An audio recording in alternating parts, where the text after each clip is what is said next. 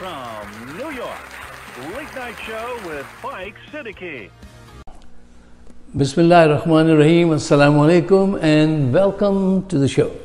My name is Faiq Izhar Hussain Siddiqui. آج سب سے پہلے میں عمران خان صاحب کے ایک بیان پر آپ کی توجہ دلانا چاہتا ہوں جو میرے خیال میں بیک فائر کر رہا ہے. اس سے پہلے کہ ہم گہرائی میں اتر کے اس کا جائزہ لیں، میں ایک بات آپ کو یاد دلانا چاہتا ہوں. بھٹو مرحوم سے ہم پاکستانی بحیثیت قوم زیادہ فائدے نہیں اٹھا سکے. ان کی صلاحیتیں بہت تھیں، ہم نے کم فائدہ اٹھایا.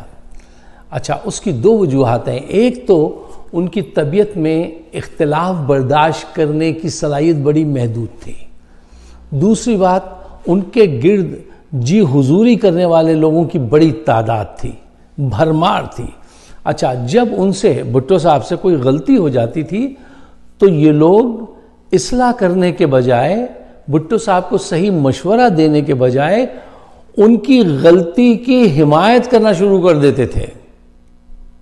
انجام کیا ہوا یہ آپ کے سامنے ہے. ایک پروفیسر غفور احمد صاحب ایک ایسی شخصیت تھے کہ وہ پی این اے کے مذاکرات میں بھٹو مرحوم کو بتا دیا کرتے تھے کہ بھٹو صاحب آپ نے یہ بات کی تھی اور یہ بات اب آپ کر رہے ہیں، یہ آپ کے حق میں نہیں، آپ کے خلاف جا رہی ہے. تو انہوں نے ایک دفعہ کہا تھا کہ اگر میرے پاس 2 پروفیسر غفور ہوتے تو میں پورا پاکستان بدل دیتا. پسند کرتے تھے کہ وہ بڑے احترام سے ان کی توجہ دلا دیتے تھے کہ بھئی آپ یہ غلطی کر رہے ہیں، اس سے آپ کا بھی نقصان ہے، پاکستان کا بھی نقصان ہوگا. اچھا، بھٹو صاحب کی نسبت عمران خان بہت سنتے ہیں اور صبر کے ساتھ میں نے دیکھا ہے ان کے چہرے کو صبر کرتے ہوئے سنتے ہیں، غلط باتیں بھی سن لیتے ہیں. یہ بہت بڑا فرق ہے. اچھا، میں نے ان کے سامنے سوائے ہارون رشید صاحب جو ہمارے ایک جرنلسٹ ہیں، دانشور ہیں، ان کے علاوہ کسی کو نہیں دیکھا جو عمران خان کو ان کی غلطیوں کی نشاندہی کراتا ہو.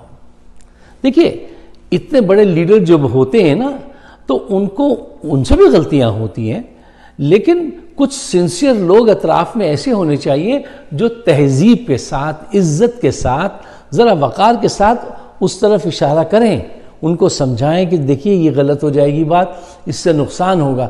یہ تعداد میں نے تو سوائے ہارون رشید صاحب کے علاوہ کسی کو دیکھا نہیں کوئی عمران خان کو کوئی صحیح بات بتا رہے ہوں.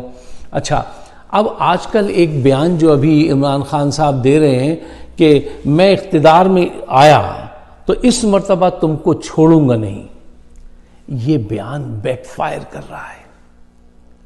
اور عمران خان کی حمایت کرنے والے جو وہاں پہ پولیٹیکل پنڈتس بیٹھے ہیں، کومنٹیٹر بیٹھے ہیں، وہ بھی اس کا ذکر کر رہے ہیں. ان کو تو چاہیے کہ وہ اس کا ذکر نہ کریں.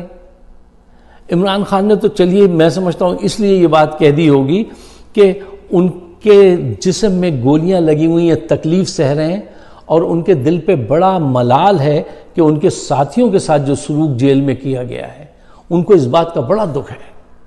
تو اس دکھ اور تکلیف میں اگر انہوں نے ایسی بات کہہ دی تو آپ کو تو اس بیان کو اگنور کرنا چاہیے، دبانا چاہیے. آپ بھی یہ بیان دہرا رہے ہیں تو یہ کوئی عقل مندی نہیں ہے. اچھا، میں ایسا آپ سے کیوں کہہ رہا ہوں؟ I'll give you my rationale. You may agree or disagree، وہ آپ پر ہے. دونوں صورتوں میں آپ کا احترام کروں گا. آپ مجھ سے اختلاف کرنے کا جو حق رکھتے ہیں اس حق میں آپ کے ساتھ کھڑا ہوں. آپ اختلاف کر سکتے ہیں، کوئی وہ ضروری نہیں ہے کہ آپ مجھ سے ایگری کریں، لیکن بات میں ضرور آپ کے سامنے رکھنا چاہتا ہوں. اچھا جی، عمران خان صاحب نے یہ بیان وہ آج کل کئی دفعہ دے چکے ہیں کہ اب اگر میں اقتدار میں آیا تو تم لوگوں کو اس مرتبہ نہیں چھوڑوں گا. اب اگر میں اقتدار میں آیا تو میں تم لوگوں کو اس مرتبہ نہیں چھوڑوں گا. اچھا، ہوتا کیا ہے کہ یہ بیک فائر کر رہا ہے یہ اسٹیٹمنٹ. اس کے سلسلے میں کچھ بلٹ پوائنٹس آپ کے سامنے رکھنا چاہتا ہوں، اس کو آپ خود ایلابریٹ کر سکتے ہیں.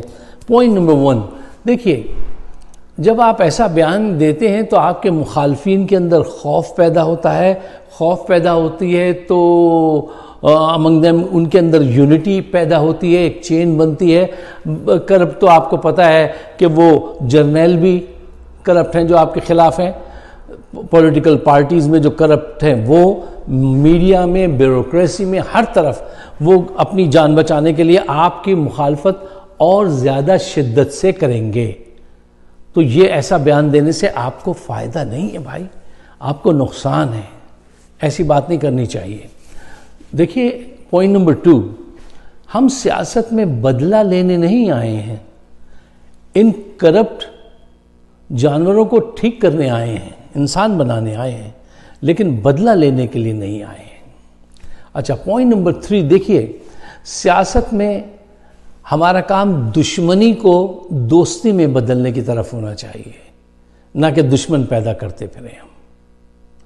پوائنٹ نمبر 4, کچھ لوگ آپ کچھ بھی کر لیں وہ آپ کے دشمن ہی رہیں گے, آپ ان کو دوستی کی طرف نہیں لا سکیں گے. لیکن ایک کام پھر بھی کر سکتے ہیں آپ, وہ کام یہ ہے کہ ان کی دشمنی اگر 80 ڈگری پہ تھی تو اس کو کم کر کے 30 ڈگری پہ لے آئیے. کوشش کیجئے اس بات کی, اس سے فائدے آپ کو ہیں, پاکستان کا فائدہ ہے. اچھا پوائنٹ نمبر 5, کینیڈی ہمارے ایک بڑے اچھے پریزیڈنٹ گزرے تھے. He once said, I may forgive you but I will never forget your face.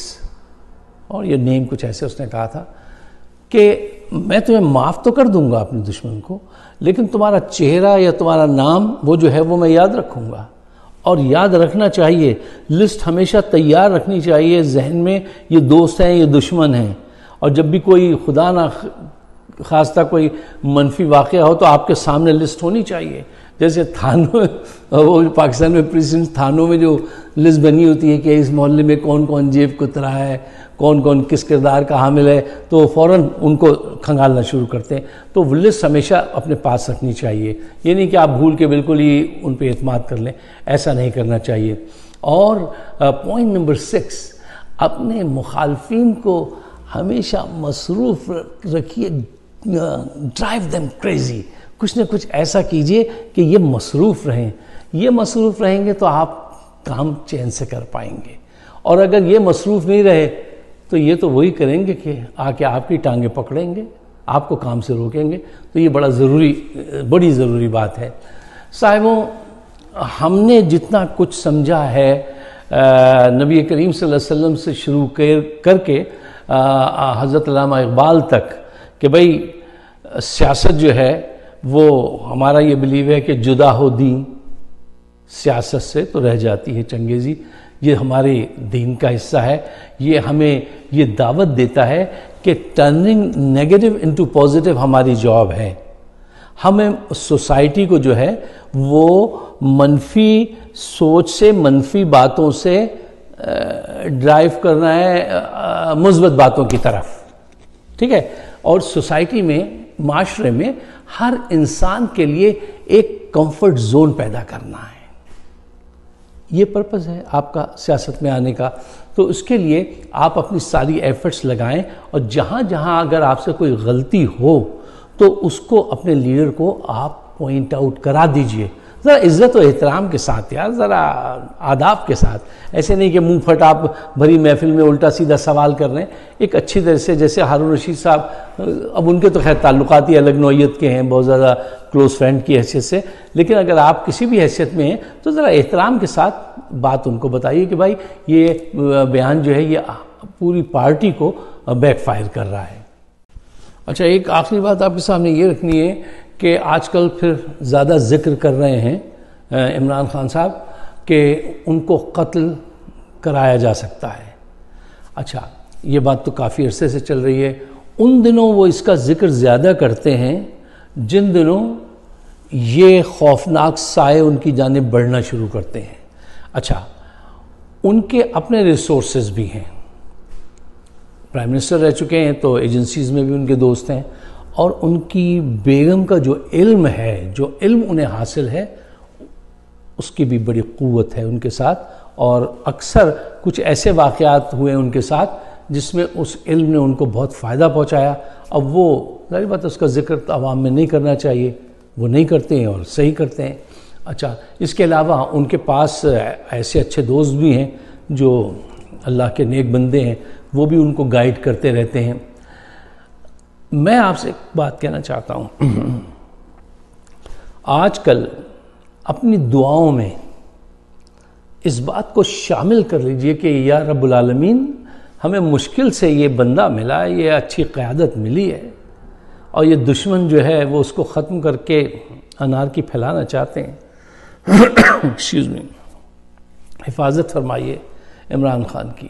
دیکھیے، دعا جو ہے نا وہ موت تک کو ٹال سکتی ہے، اور موت جو ہے نا وہ یہ زرداری اور جرنیل کے پاس نہیں ہے، نواز شریف کے پاس۔ کیوبا کے پریزیڈنٹ کو ہم نے یہاں امریکہ سے بیٹھ کے کتنی دفعہ مارنے کی کوشش کی ہے، کبھی اس کے سگار میں کچھ ڈال دیا، کبھی وہ پانی میں تھا تو وہاں ایک چیز چھپا دی، کبھی کچھ، بہت زیادہ نہیں، وہ نہیں مرا۔ خالد بن ولید دعا کرتے تھے کہ جسم کے ہر حصے پہ تلوار کا نشان ہے کہ میدان جنگ میں موت آئے، نہیں آئی، بستر پہ آئی۔ یہ اس نے جو لکھ دیا اسی طریقے سے ہوتی ہے۔ مائیکل جیکسن نے اپنے گھر میں 13 ڈاکٹر رکھے ہوئے تھے، اور اس میں ان کے پاس ہارٹ، یہ وہ کڈنی سب رکھی ہوئی تھی کہ اگر کسی وقت بھی کوئی چیز فیل ہو جائے تو فوراً اس کو وہ بدلیں گے۔ 13 ڈاکٹر 24/7 اس کے گھر میں رہتے تھے۔ جب وقت آیا وہ چلے گئے۔ موت ایسی چیز ہے، وہ اوپر والے کے ہاتھ میں۔ ہاں، آپ کے ہاتھ میں کیا ہے؟ آپ کے ہاتھ میں دعا ہے۔ آپ کو آنکھیں دی ہیں، آپ خطرے کو بھانپ سکتے ہیں۔ خطرے کو دیکھیے، دعا کیجئے کہ واقعتاً یہ ایک ریئل تھریٹ ہے۔ اس کا مظاہرہ تو بھی آپ دیکھ چکے ہیں۔ میں کبھی کبھی سوچتا ہوں کہ وہ اللہ نہ کرے کہ وہ صبح کیسی ہوگی کہ ہمیں پتہ چلے کہ عمران خان کو زرداری، نواز یا کسی جرنیل نے قتل کرا دیا۔ آپ وہ دن کس طرح گزاریں گے؟ وہ دوپہر کیسی ہوگی؟ اگر عمران خان نہیں ہوگا تو آس اور امید کے دیے کون جلائے گا؟ کرپشن کے خلاف موٹیویشن کون پیدا کرے گا؟ غریب مزدور دہاڑی والے کے حق میں کون بات کرے گا؟ وہ دن کیسا ہوگا؟ اللہ وہ دن نہ دکھائے، اس کے لیے دعا کیجئے اور اداس نہ ہوئیے۔ میں آپ کو جلدی سے 2 شعر سناتا ہوں، اس کو آپ انجوائے کر لیجئے۔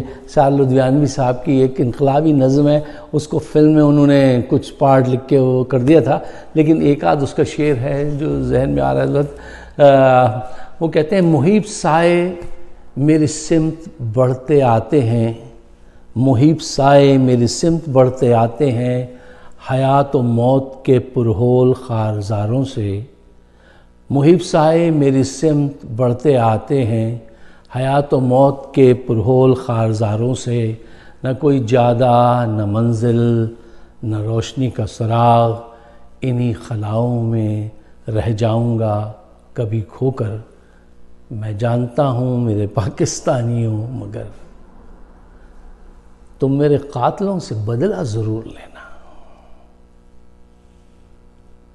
اگر ایسا ہو جائے، اللہ نہ کرے، تو عمران کے قاتلوں کو چھوڑنا نہیں، کچھ بھی ہو چھوڑنا نہیں۔ اور یہ بات ان کو آج پہنچا دو، چاہے وہ زرداری ہو یا کوئی جرنیل ہو، کہ پھر ختم شد، سارے احترام کے رشتے ختم ہو جائیں گے۔ اگر آپ میرے خیالات سے اتفاق کرتے ہیں تو اس کو شیئر ضرور کیجئے گا، اس لیے کہ رائے عامہ ہموار کرنی ہے۔ دیکھیے، اصل جنگ ہی آج کمیونیکیشن کی ہے۔ اگر آپ کمیونیکیشن میں حصہ لیں گے تو ہی آپ کو فائدہ ہوگا، اور اگر آپ کمیونیکیشن نہیں کریں گے تو آپ کو نقصان ہوگا۔ مجھے اپنے خیالات سے ضرور نوازیے گا۔ آپ سب کا بہت بہت شکریہ۔ خدا حافظ۔